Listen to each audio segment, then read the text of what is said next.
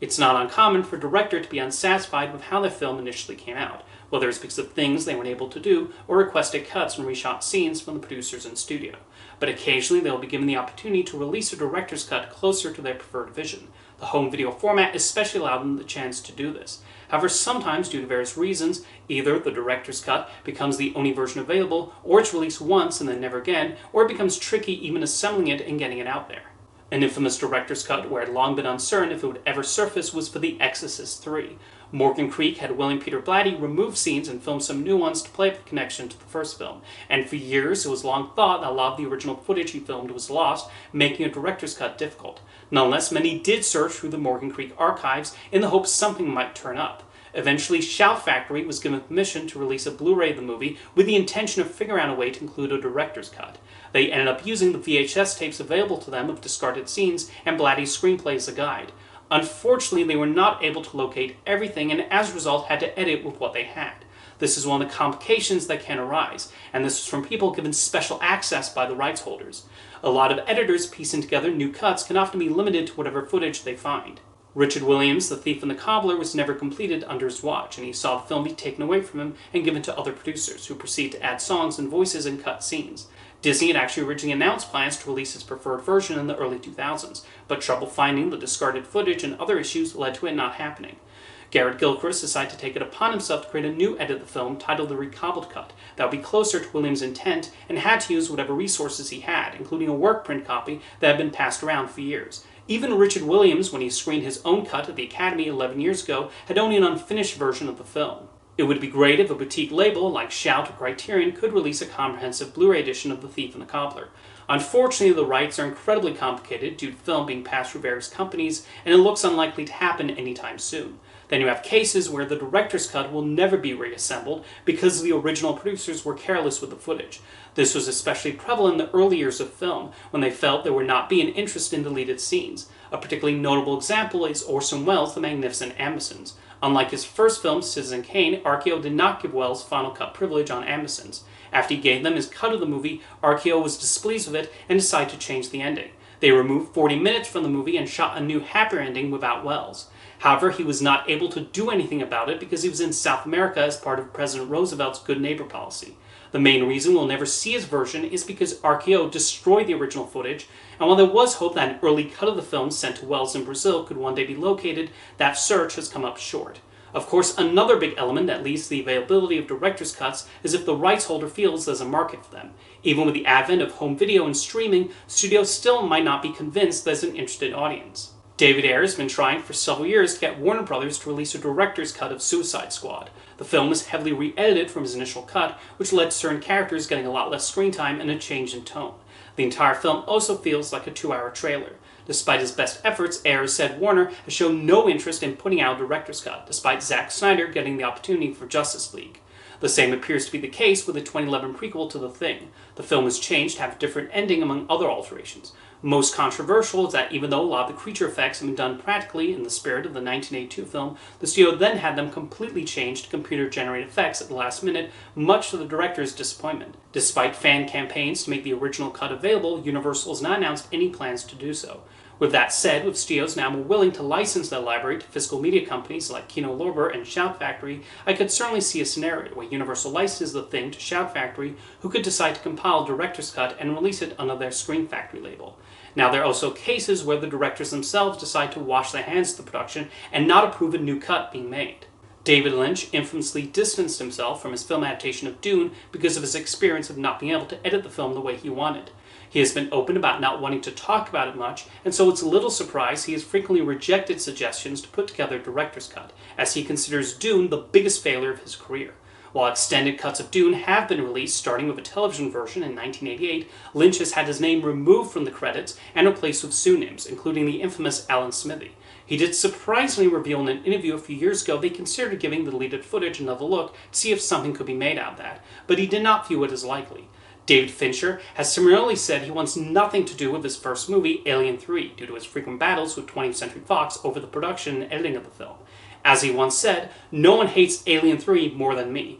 When Fox wanted to produce a director's cut for the DVD, Fincher refused to have any part of that, and so an edit titled The Assembly Cut was made based on his available notes from the film's production.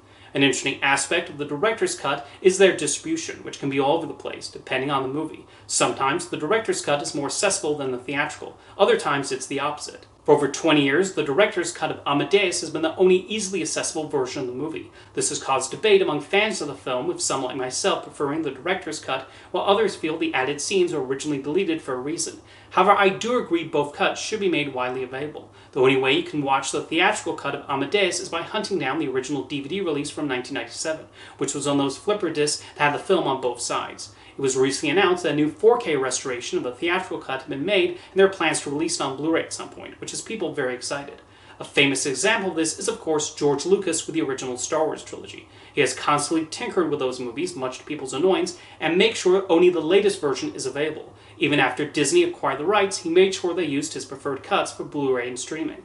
The only time he reluctantly allowed the original versions to be released was a collection of limited edition DVDs in 2006, which used scans from the Laserdiscs without any restoration done at all and not formatting them for widescreen televisions. Even though Blu-ray holds more space than DVD, for whatever reason, only one cut might end up included on the disc.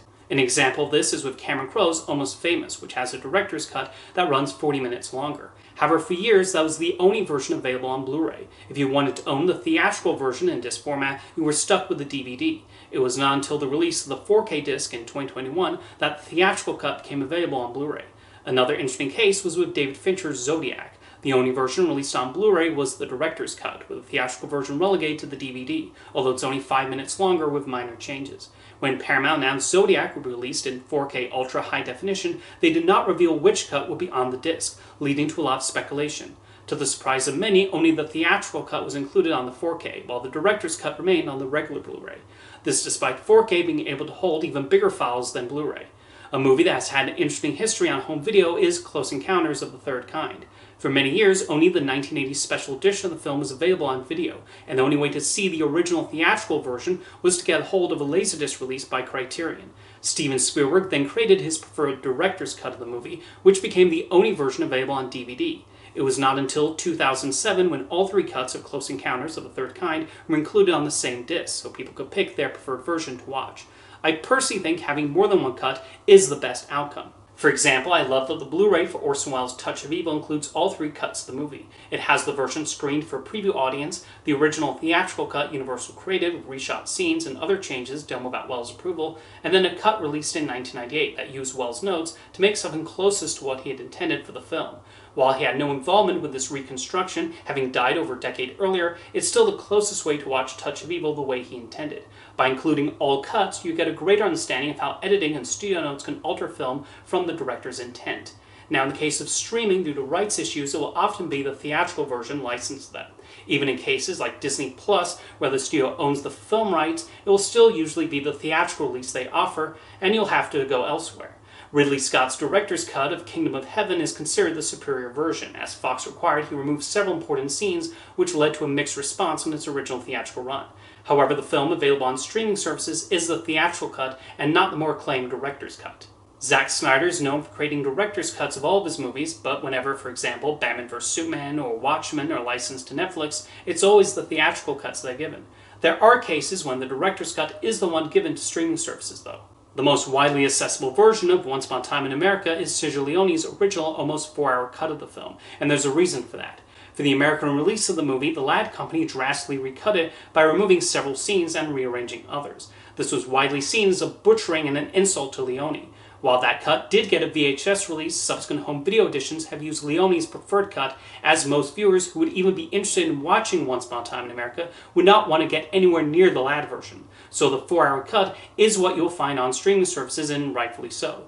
Then you have Blade Runner. Multiple versions of the film exist, including the original theatrical version that famously added narration, had a different ending, and a work print that was passed around for years. In 2007, when Ridley Scott completed his final cut of Blade Runner, Warner Bros. Released multiple Blu-ray and DVD options for fans of the movie.